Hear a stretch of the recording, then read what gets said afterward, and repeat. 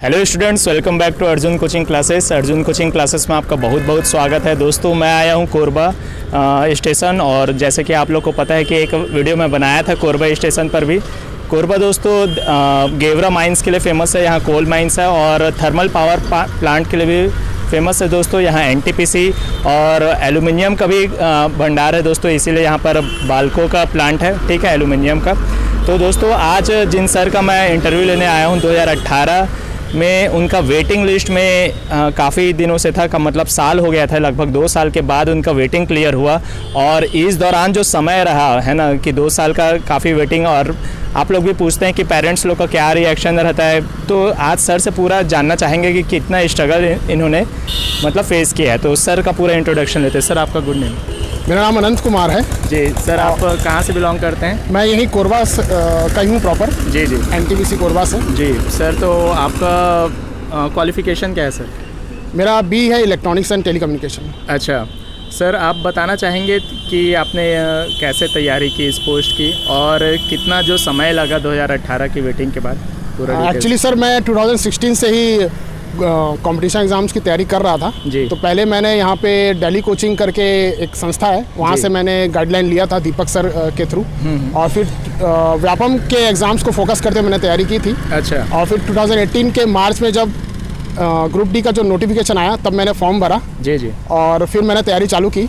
हाँ। तो फिर मैंने जो बेसिक्स बुक्स है मैथ्स की, जैसे आर एस अग्रवाल और एस डी यादव जी, इससे मैंने तैयारी की। आर एस अग्रवाल से मैं अनसॉल्व क्वेश्चन बनाता था जी, और प्रैक्टिस क्वेश्चन बनाता था, और एस डी यादव से मैं उसके सॉल्व बनाता था। तो उससे मुझे टाइप वाइज का गाइडलाइन हुआ कि किस टाइप से क्वेश्चंस अपने बनते हैं करके। जी जी। सर आपके हाँ रीजनिंग का रीजनिंग में भी मैं दीपक कुमार परफेक्ट की बुक मैंने लिया था, और प्रीवियस ईयर के लिए मैंने ल्यूसेंट रेलवे जी का बुक लिया था। उसमें मुझे प्रीवियस ईयर के क्वेश्चंस मिल गए थे। जी जी जी। और साइंस में भी मैं ल्यूसेंट साइंस की बुक यूज़ किया था, और स्पीडी की साइंस को लिया था प्रीवियस ईयर के लिए। अच्छा अच्छा सर, तो आप ये बताना चाहेंगे कि साइंस का जैसे आप बताएं कि स्पीडी और लूसेंट, कुछ और ऐसा बुक है सर जो एकदम इफ़ेक्टिव है? क्योंकि अभी के डेट में काफ़ी कैंडिडेट्स लोग बोलते हैं सर लूसेंट्स के अलावा कुछ और बुक बताइए, तो आपके नॉलेज में हो तो। अभी जो एस के झा सर की जो बुक आई है जी, सामान्य विज्ञान की, उसमें फिजिक्स और केमिस्ट्री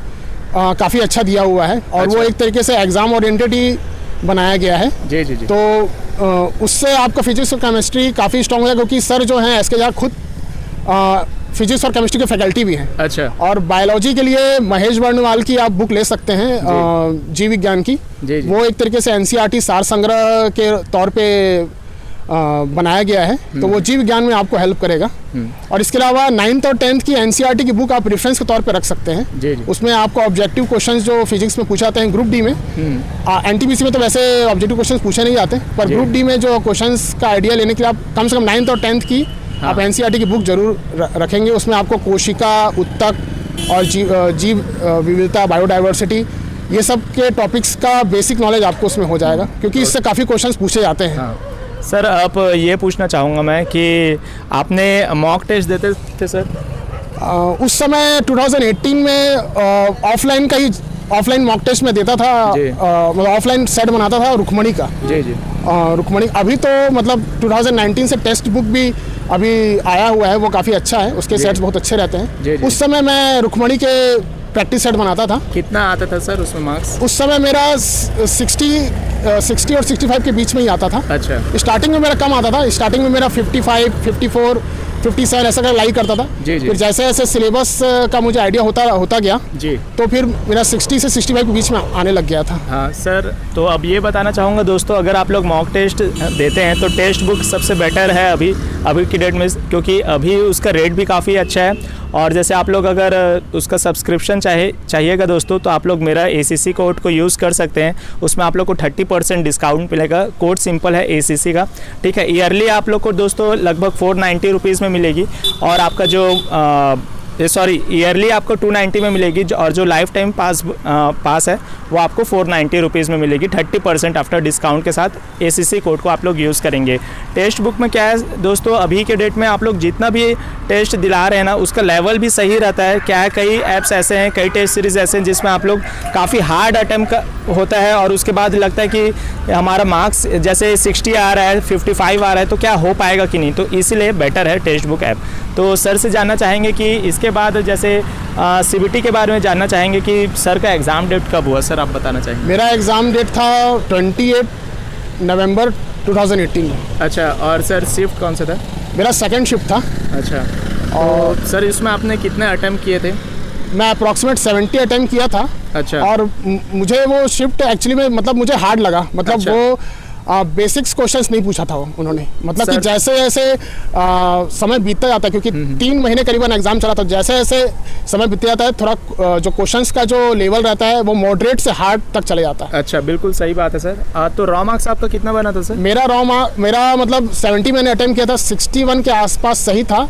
अच्छा। और 58 के आसपास मेरा आया मार्क्स और नॉर्मलाइज होके वो वापस 70.34 हो गया था। अच्छा, शिफ्ट हार्ड था करके। सर आपका कैटेगरी क्या है सर? मेरा जनरल है सर। अच्छा, जनरल कैटेगरी। दोस्तों आप लोग बहुत बोलते थे कि जनरल कैटेगरी का वीडियो लाइए, देखिए सर का एक जनरल कैटेगरी के हैं और इनसे जानना चाहेंगे दोस्तों कि जनरल कैटेगरी वालों को कितना मार्क्स सेफ था उस समय, क्या कट ऑफ था और अभी के डेट में क्या कट ऑफ होने वाला है। ये है दोस्तों SCCR zone, south east central railway Bilaspur, RRB Bilaspur पड़ती है, तो यहाँ का भी जानना चाहेंगे। सर आप बताना चाहेंगे कि कट ऑफ कितनी थी 2018 वाले ग्रुप में? जैसा कि सभी लोग जानते हैं कि PET के लिए 3 टाइम्स बुलाते हैं जी, तो उस समय PET के लिए 70.34 गया था। अच्छा, 70.34 जी जी, जनरल कैटेगरी का। और DV के लिए गया था 72 के अप्रॉक्स गया था, 72.14 का जी। अभी वेटिंग क्लियर होते तक कितना? उसके बाद दिसंबर 2020 में सेकंड DV ऑर्गेनाइज किया गया था SCCR के द्वारा, उस समय वो लगभग 71.13 के आसपास गिरा था। और अभी जो थर्ड DV जो कंडक्ट कराया गया है उसमें जो क्या बोलते हैं जनरल का जो कट ऑफ था वो जनरल के जो जितने भी जो कैंडिडेट्स थे जो PET पास थे उनको बुलाने के बाद OBC कैंडिडेट्स को जनरल कैटेगरी 1 तक गया है।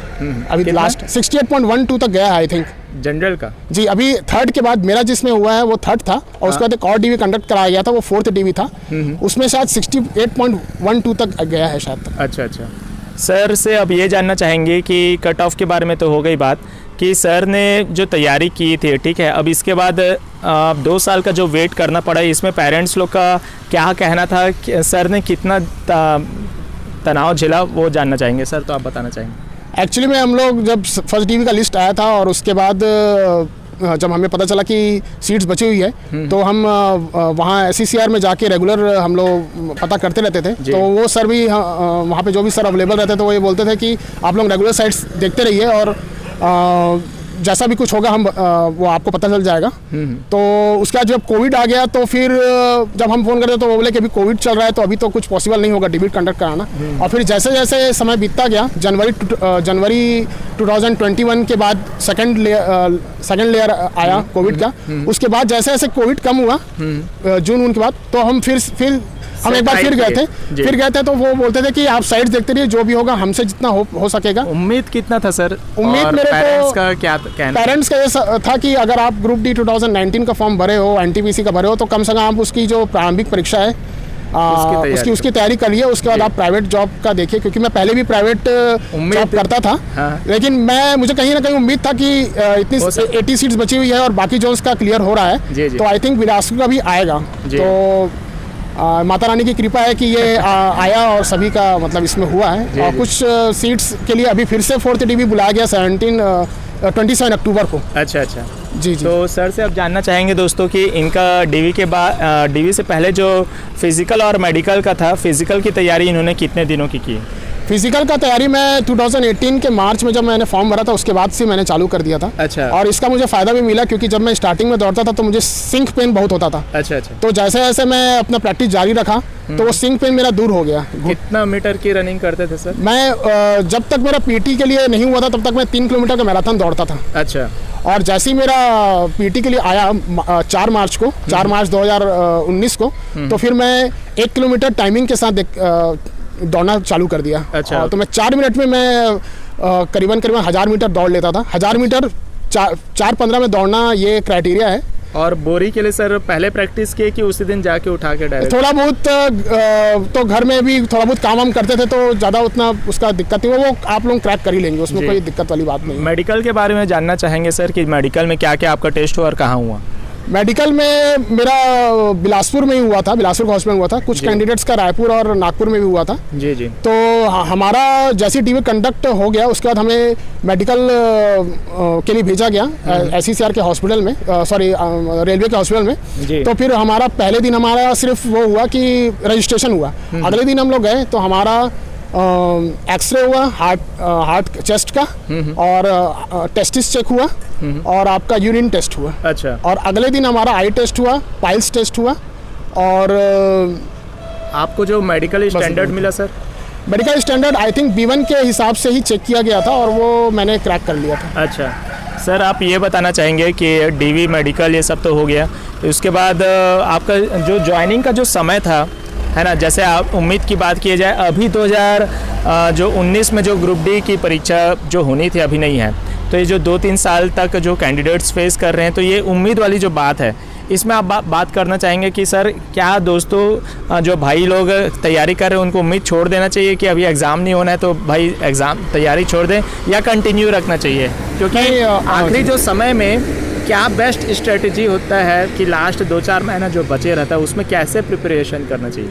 नहीं, जैसे मैं आपको उदाहरण देना चाहूँगा, आप हमेशा ऑथेंटिक न्यूज़ बताते हैं। आप तो जैसे आपकी तरह और कुछ यूट्यूबर्स हैं जो अच्छा मतलब सही ऑथेंटिक न्यूज़ बताते हैं, तो आप उन पे फेथ करिए। लेकिन कुछ यूट्यूबर जैसे कुछ एक्सपेक्टेड बता देते हैं कि मार्च 2022 में होगी, ऐसा होगा, तो ऐसा आप उनकी बातों में मत आइए। क्योंकि जितने लोगों ने RTA लगाया था उसमें साफ साफ ये बताया गया कि अंडर प्रोसेस में है। तो आपका एग्ज़ाम हार्डली दिसंबर में ग्रुप D का होने की चांसेस है। और अगर आप NTPC के एस्पिरेंट हैं तो CBT 2 जो है वो आई थिंक आपका नवंबर के एंड में हो ही जाएगा। तो आप बिल्कुल भी तनाव मत लीजिए, आराम से आप तैयारी करते रहिए। मॉक टेस्ट के थ्रू आप ये देखते रहिए कि आपका वीक पॉइंट कौन सा है।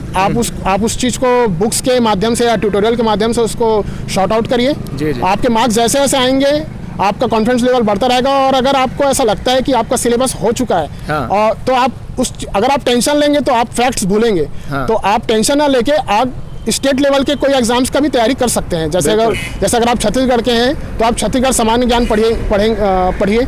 और तो मतलब आप उसमें खाली मत रहिए और डिमोटिवेट मत होइए, क्योंकि एग्जाम जल्द ही होगा। और अगर आप टेंशन लेंगे, डिमोटिवेट होंगे, तो वो आपके तैयारी पे वो असर करेगा। क्योंकि इतने सारे फैक्ट्स हैं, उसके लिए रेगुलर रिवीजन और दिमाग का शांत होना बहुत जरूरी है। अब इसके बाद का क्या है सर आपका, मतलब इसके बाद आप क्या तैयारी कर रहे हैं? जैसे आपका अभी फिलहाल ग्रुप D में कौन से पोस्ट में अलॉट हुआ सर? मेरा TM4 मिला है मुझे। अच्छा सर, तो अब इसके बाद का आपका फ्यूचर प्लानिंग क्या है? रेलवे में जैसे आप ज्वाइन कर लेंगे उसके बाद का? उसके बाद अभी तो मैं NTPC, मेरा तो वैसे NTPC CBT 1 में लगभग 57 रॉ मार्क्स आ रहा है। अच्छा। तो मैं CBT 2 की तैयारी कर रहा हूँ। बिल्कुल। और जैसे उसमें अगर मेरा हो जाता है तो मैं डिपार्टमेंटल एग्जाम की प्रिपरेशन चालू रखूँगा। अच्छा, तो दोस्तों यहाँ पर से आप लोग को ये भी पता चल जाएगा कि LDC और GDC होता है दोस्तों, ठीक है। आप लोग किसी भी जोन में ज्वाइन करिए, LDC और GDC के थ्रू, डिपार्टमेंटल परीक्षा के थ्रू आप लोग दूसरा पोस्ट पा सकते हैं। वीडियो भी देख सकते हैं दोस्तों, ट्रैकमैन से स्टेशन मास्टर का वीडियो बनाया है ना, और ट्रैकमैन से गुड्स गार्ड का भी वीडियो बनाया है कि कैसे प्रमोशन लेते हैं, ठीक है। अब लास्ट सर से जानना चाहेंगे कि जो आप लोग के लिए जो टिप्स थे, ठीक है, एक बार और मैं कंफर्म करना चाहूँगा सर से कि कैसे तैयारी करें आखिरी के दिनों में, जैसे सर ने बताया। आखिरी दिनों में मैं आपसे यही कहना 2019 एस्पिरेंट के लिए 2019 एस्पिरेंट को यही सलाह देना चाहूँगा कि आप जितना पढ़े हैं उसको रेगुलर रिवीजन करिए जी। और अगर आपका सिलेबस अभी तक नहीं हुआ है तो पहले आप सिलेबस कंप्लीट करिए, उसके बाद ही आप मॉक टेस्ट दीजिए। और प्रीवियस ईयर पूरा सॉल्व करिए, previous year maths, reasoning, science, general awareness आप पूरा प्रीवियस ईयर बना के जाइए। और फिर जो भी अगर आपका वीक पॉइंट लग रहा है, हर बार आपका मॉक टेस्ट में वो टॉपिक में क्वेश्चन आपसे नहीं बन रहे हैं, तो उसको आप ट्यूटोरियल के माध्यम से या बुक्स के माध्यम से आप उसको शॉर्ट आउट करिए, तो आपका मार्क्स अभी सर मॉक टेस्ट में जितना भी मार्क्स आ रहा होगा क्या सेफ मार्क्स होना चाहिए? जैसे मेरे हिसाब से तो 2018 का जो कट ऑफ गया था उससे कम से कम 5 से 3 मार्क्स कम रहेगा, कम ही रहेगा, ये मान के चलिए जी। तो कितना होना चाहिए सर? 60-65 अभी आ रहा होगा रॉ मार्क्स, तो 65 अगर रॉ मार्क्स आएगा तो मुझे लगता है कि जनरल कैटेगरी में पीटी के लिए डैम श्योर बुलाया जाएगा। अच्छा। और वैसे ही 5-5 मार्क्स का डिफरेंस बाकी कैटेगरीज के लिए रहेगा, 60, 55 और 50। तो जैसा मुझे ऐसा लगता है कि सभी जो भी पढ़ने वाले स्टूडेंट्स हैं वो आराम से 60+ स्कोर कर ही लेंगे, चाहे वो किसी भी कैटेगरी को हो। जी जी। तो आप बस तैयारी निरंतर जारी रखिए और तो आपका डेफिनेटली सिलेक्शन हो ही जाएगा। ग्रुप डी या एनटीपीसी CBT 1 का तो अभी रिजल्ट आने वाला है। CBT 2 को भी आप अभी आधार मान के अपनी तैयारी करते रहिए। सर ने काफ़ी अच्छे तरीके से दोस्तों इंटरव्यू दिलाया है। मैं आशा करता हूं कि मिस्टर अनंत सर से आप लोग को बहुत जानकारी मिली होगी और मोटिवेशन मिली होगी। तो मिस्टर अनंत सर से मिलकर बहुत अच्छा लगा। ओके दोस्तों, धन्यवाद। जय हिंद।